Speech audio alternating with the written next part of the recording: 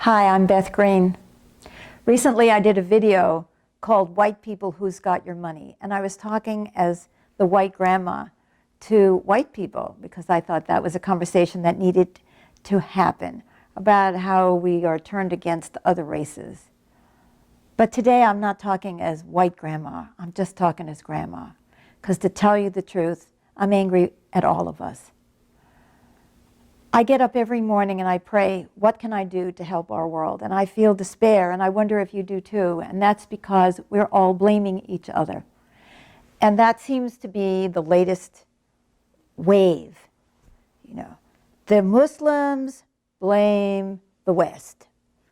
The Christians blame the Muslims. I'm sure everybody blames the Jews. The blacks blame the whites. The rich blame the poor blame the rich. And we go on and on. Now, why am I upset about this? Why am I disgusted? You know, we just had another mass shooting in San Bernardino. This time it was a Muslim couple. Maybe they are linked with terrorism. Oh boy, now we have an excuse to go down even more on Muslims. It doesn't matter whether you're a terrorist or not, you're a Muslim, and that's good enough for me. But see, isn't it the same way the other way around? You know, it's like, oh, I'm ISIS, and I have a right to behead, to slaughter, to sell into slavery, to rape anybody who's not one of us, because I'm us. See, we're all us. I'm black people, I'm fighting for Black Lives Matters, I'm white people, I'm fighting to maintain the white civilization, whatever the heck that is. I mean, it's all of us. We're all pointing the fingers. You know, every day I wake up and I'm waiting for a surge from within us. I'm waiting to hear the Muslim community take on, the Muslim community in America, take on what's going on. Yes, I get it. You have been oppressed, and I hate it. And I hate the uptick in prejudice against Muslims. But you can't be surprised that that's happening. I'm sure you're not surprised. You're probably just as scared of ISIS as all the rest of us. But I'm not hearing, and I'm not saying that there aren't people doing this. I bet you're out there. I just don't know who you are. You know, who are saying, what's happening with our children that they are being led by ISIS, by this monstrous organization, into thinking that their value in life is going to come from their violence against others. And how many of you are really taking that on, rather than just saying, oh, God, the white people are getting angry at Muslims. We have to defend ourselves. It's like, no, what is happening with your children that this is taking place? What can you do? And again, I'm sure there are many of you who are doing that, but it's not enough. Where is the groundswell of we have to take some accountability? And I never hear, I shouldn't say never, I rarely hear Muslims in this country getting honest about the oppression of women in Islam. And so that makes you vulnerable. Why? But now we have all these white people, these Christians, who are defending our civilization, defending Christianity, defending our way of life by turning anger and hatred towards other people. That is very Christian, isn't it? That's just what Jesus would do, isn't it? Now we are defending our way of life. You know who's been screwing up with our way of life? Us. We're the ones who've been taking drugs, drinking, being promiscuous, being depressed, taking prescription drugs, exploiting one another, exploiting other people in the world. Hey, we're the ones, we, the United States, we're the ones who bombed Iraq and started most of this mess anyway. But see, we have no accountability for that. So we have to defend ourselves against these radical Muslims, see? And then the Muslims have to defend themselves against these radical white people. Or well, it's a religious thing, but it's also a racial thing. I mean, God, grow up. Let's all grow up. Let's all get real. Let's face our part. Let's talk about what we're doing. Let's talk about our own state of consciousness. France, our great friend, now they have an excuse to have martial law. They are going to defend democracy against these horrible terrorists by eliminating democracy. And we have many presidential candidates who are planning the same brilliant strategy. Yeah, I'm angry. I have compassion for everyone. Believe me. Believe me. I have compassion for everyone. I know that Muslims have had an experience in this country of prejudice. I'm Jewish. Guess what? So do I. I have an experience of prejudice in this country. I'm 70 years old. It wasn't always as good for Jews as it is now. And it's, there's plenty of anti-Semitism still. There's lots of skinheads out there. Where is the white community jumping up and down in general saying, what is going on with us that we are developing more neo-Nazis? Well, yeah, it's the Muslims' fault. We can always blame them. See, we all have a story. We've all been oppressed. Black people, oh my God, they were slaves. Well, why don't we say they have the right to be angry because they were slaves and they have had discrimination and there is disproportionate violence against black people and there's discrimination against black people. Yes, well, so they have a right to be angry. Well, yeah, but the Muslims have a right to be angry because they've been discriminated against too, see. And whites have been also sometimes have mud thrown at whites, so they have a right to be angry. Women definitely have a right to be angry. After all, we're the ones who are raped by the wonderful white men who we are not asking to deport. And by the way, this is something that really irks me. Look at all the mass shootings in our nation. They happen about every day. And which ones do you hear about? The terrorist ones. I don't hear anybody saying that we should deport white men because they have a tendency to go berserk and go off and kill people. What's wrong with us? Why can't we see what's going on right in front of our eyes? That we are all accountable. That we should stop, quote, whitewashing ourselves and blaming others.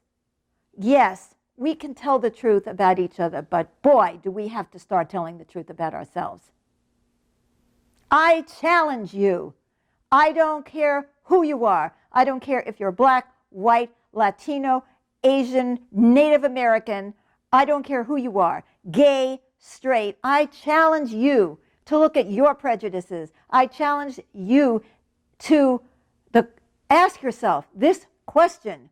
Do I care as much about others as I do about myself? Or am I spending my life defending my rights instead of defending human rights?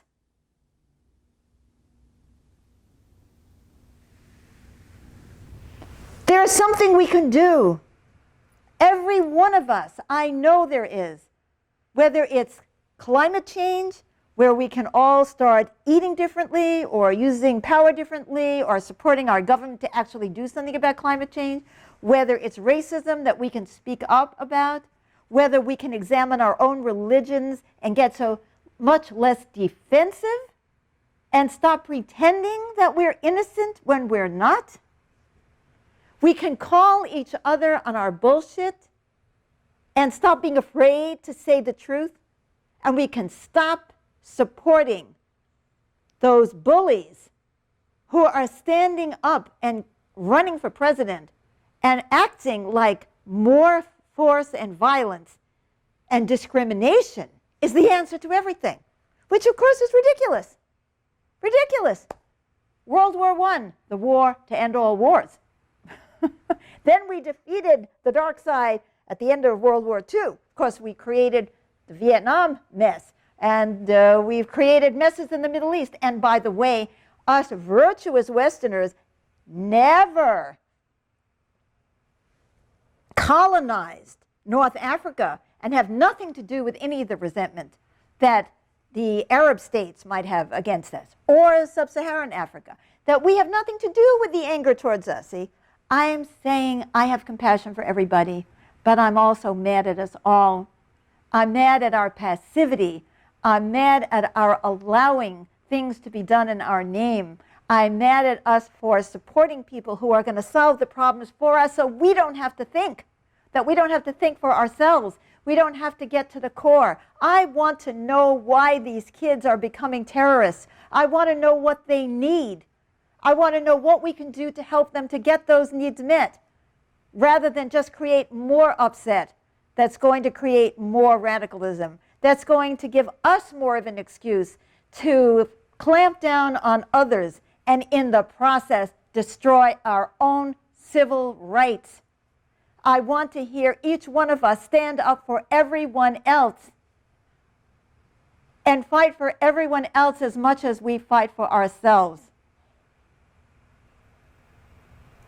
It doesn't matter whether you're part of the mob that's doing the lynching or you're part of the mob that lets other people do the lynching. We are none of us innocent, and I mean none. And I'm sick of the liberals and the conservatives and all the labels, and I'm sick of the one-sidedness of the arguments, and I'm sick of people who apologize for Islam, and I'm sick of people who are bigoted against Islam.